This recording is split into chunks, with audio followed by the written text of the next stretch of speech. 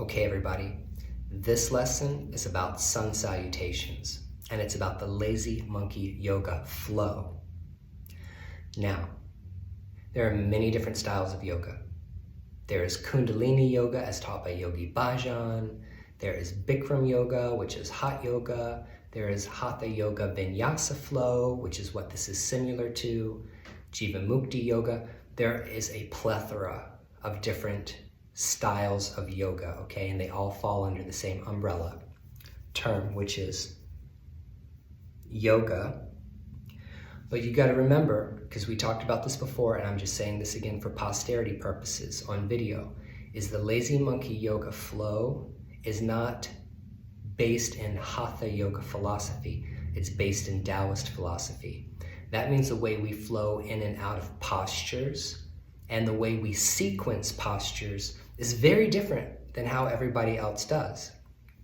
So this particular lesson, we're going to talk about fundamental points that you have to teach specifically verbally, and you have to watch your students do specifically to make sure that they're achieving our goal, the lazy monkey yoga goal, through sun salutations, okay? So what you're gonna do is you're going to watch this video and you're gonna take notes. You're gonna watch the following videos, lessons, okay, of the sequences, about the flowing sequence, so you can see how they are choreographed. And then when we get together and we're working with one another face-to-face or in groups, whether it's mentoring or whether it's in small groups, then we will get to really discussing it in depth. But I need your participation. I need you to participate with me verbally and physically in order for us to nail out lots of minor details, okay?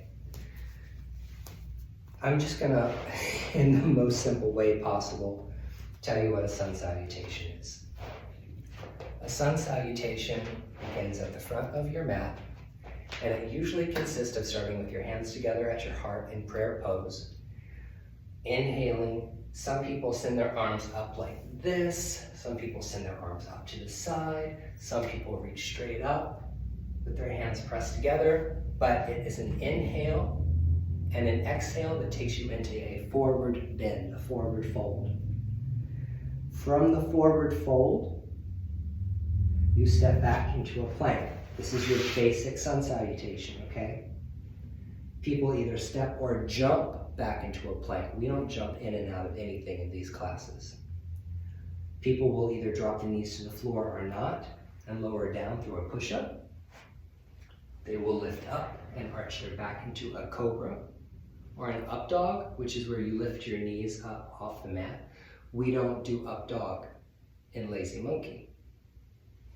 Downward facing dog, ta-da-da, and then either stepping forward or jumping forward, which I am not going to do because we don't jump. We don't jump in this style. They will step or jump forward into the forward bend, and then they will lift back up and come back to a standing position. That is sun salutation. Traditionally, that's a sun salutation. Inhaling up, exhaling, touching the earth, inhaling, jumping back into a plank, exhaling, lowering down, inhaling, lifting up into a cobra or up dog, exhaling into a downward facing dog, inhaling, looking forward to the top of the mat, jumping forward to the top of the mat, and inhaling, lifting all the way up, back to standing. Okay, that's it. So what you're gonna find out in any Hatha yoga class or Vinyasa yoga style class, that is more or less the sequence that people are going to run through at all kinds of different variations. There are a million variations of what I just did. Okay, so in the lazy monkey yoga style, sun salutation, and in the lazy monkey yoga vinyasa flow class, We start the class always standing at the top of the mat. We don't start any other way. We don't start seated like we do in our lazy monkey regular floor-based class. We don't, in our yogic arts class, we start with standing qigong warm-ups, or we warm the body. That is not vinyasa yoga, or hatha yoga, or the lazy monkey yoga flow. In my lazy monkey yoga flow, we start at the top of our mat. That is where we bring our hands together at our heart center, Anjali Mudra, and that's where we check in. That's where we check in, that's where we bring our focus, okay? We stand with our feet. You can start with feet together, okay? We can start with feet together and hands to heart, rolling the shoulders back, standing up nice and tall, and coming into mountain pose, Tadasana. Okay, so the thing is that having the feet together is a little unsteady. There are particular yoga styles that always have the feet together when they're standing in mountain pose, and we do not.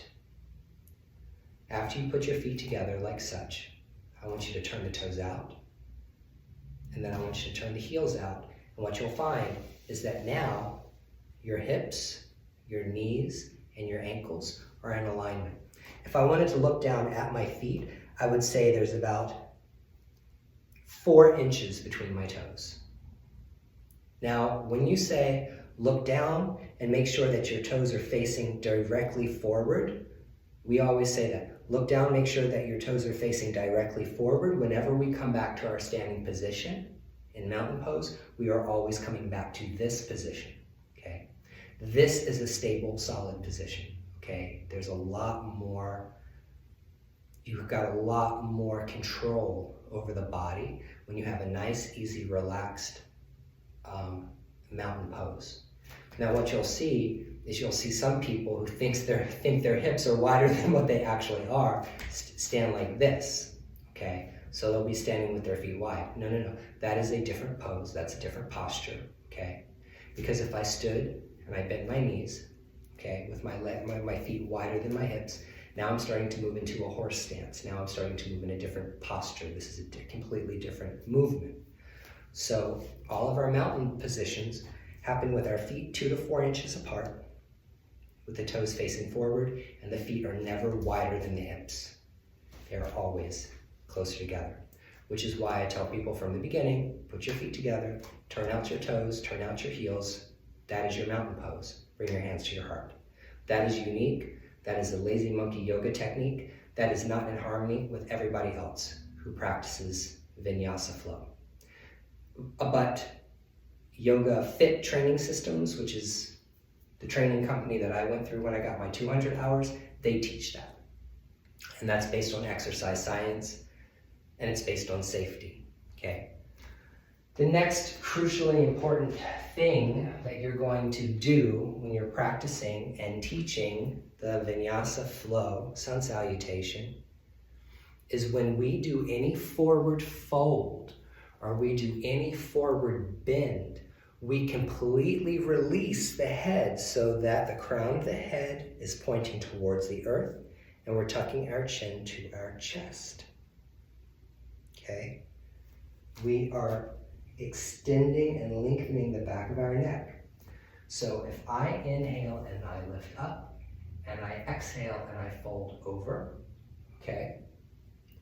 As I'm folding over, and as my hands are maybe sliding down my thighs and my knees and my shins towards my ankles, if people are comfortable with holding on to their ankles or touching, put their hands on a block or on the floor. However, wherever someone is at is where we work with them, right? Because this is a hamstring stretch, and a lot of people have tight hamstrings. So one of the biggest things that people are going to have to work with in yoga is hamstrings.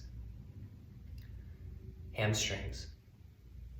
So I forward fold all the way over, and I tuck my chin to my chest. I tuck my chin to my chest, and I let the crown of the head fall towards the earth. and I let all of this hang, blah, just like a wet wash rag that's hanging over the side of a sink, okay? This is the forward fold. Tuck your chin to your chest. That's what Master Adam always said. Tuck your chin to your chest, because that's very important. There is Uttanasana in Hatha Yoga and other practices that when they fold forward, they will inhale and they will look forward and out, and then release before they step back or jump back into their plank.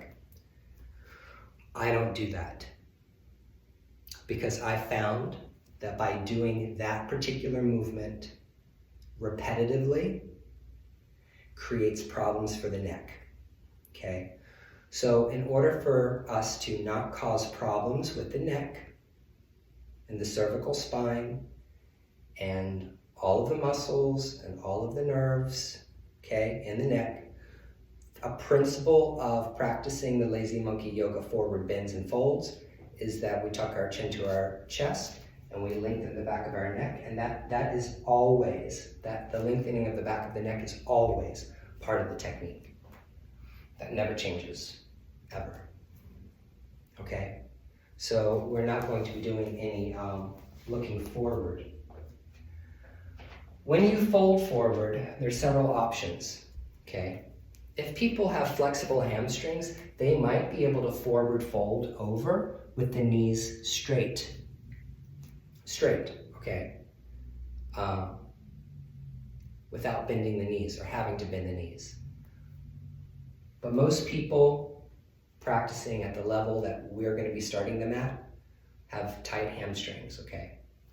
So what we do is we tell people to bend their knees, hinge at the hips, and allow my abdomen to fold over my thighs so that I completely close off the space between my abdomen and my thighs. There's no space here at all.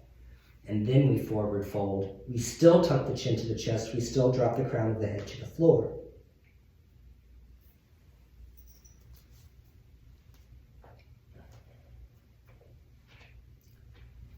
Hinging at the hips is very, very important.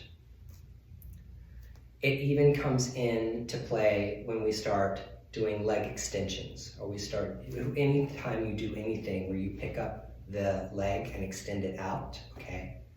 As an example, if I wanted to extend my leg out to the side in a standing balance, okay, where I'm holding onto the big toe and I'm extending the leg out to the side, I don't reach over and grab a hold of my toe with the straight leg and then start to crank it up, okay? That's not how it works in this style.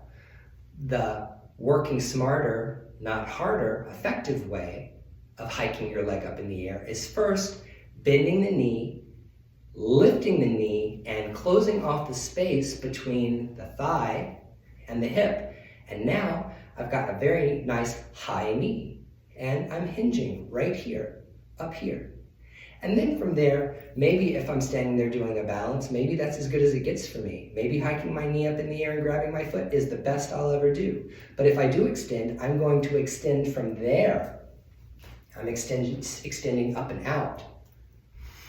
Do you understand? Same thing here. When I'm hinging at the hips and I'm closing off the space between my thighs and my abdomen and my rib cage, you see, I am already set up to fold, and then from there I can start working on straightening my knees, because then when I start working on straightening my knees, my torso and my head and my neck and my spine is already perfectly in alignment. Instead of folding over and being all crunched up. You see people who have never taken yoga before, they will inhale, they'll exhale, and they'll fold like this, okay? And everything will be all out of whack. Practicing like that will fuck up your back. It'll fuck up your lower back, guaranteed. Bending your knees, and putting the abdomen on the thighs, and letting the abdomen rest on the thighs, so that you can release the lower back and the head, neck, and shoulders is going to be not only the safest way to practice, but it's the lazy monkey yoga way of practicing.